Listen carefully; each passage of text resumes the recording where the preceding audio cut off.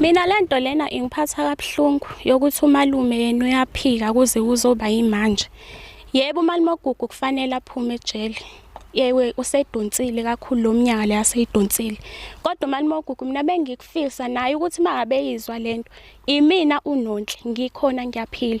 Iqiniso lakhe ngicela livume. Kungaze kulimala abanye abantu abasemaceleni babekade bengahlangene. Sasinaye la sesilala khona sasinaye sobabili. Omunye wayekade engekho. Mina lento le yangihlumeza kakhulu la emphakathini ngithukwa ingane zize zilinganise ezinye zithi zona zinamehla u3 awu2 lawa ababuka ngawo elinye lingaphansi enkomeni ngoku mina ngizazi kahle ukuthi mina ngenzeka lonto. Ngithukwa lemphakathini kuthiwa mina ngabophisa uGugu. Into ayisho njalo ithi mina ngabophisa uGugu ngangizange ngize ngidlwengulwe mina abanye bathi mina ngadlwengula abanye bathi ngiqamba amanga njoba kusho namanje ukuthi wayamanga.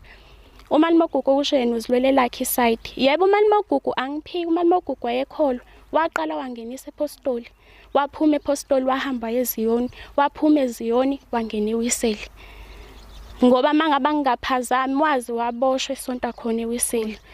So uMalimogugu ntambama wayengithatha ahamba yolala nami embedeni wakhe ngangilala naye nje ubusuku bonke. uMalimogugu lento akazange azayenze kumina kube kanye wayenza kaningi engifaka into yakhe yokuchama ngaphambili nangemuva.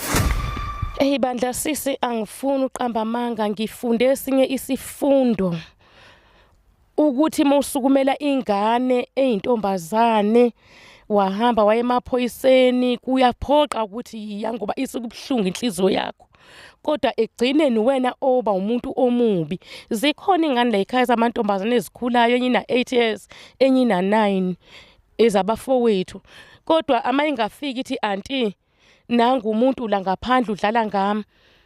Angiboni sisi ngisangakwazi ukuyikhuluma ngeke ngisakwazi nje ukuyikhuluma senguthula nje ngize ngife kuze ngigweme ini umphakathi nokukhuluma nabantu.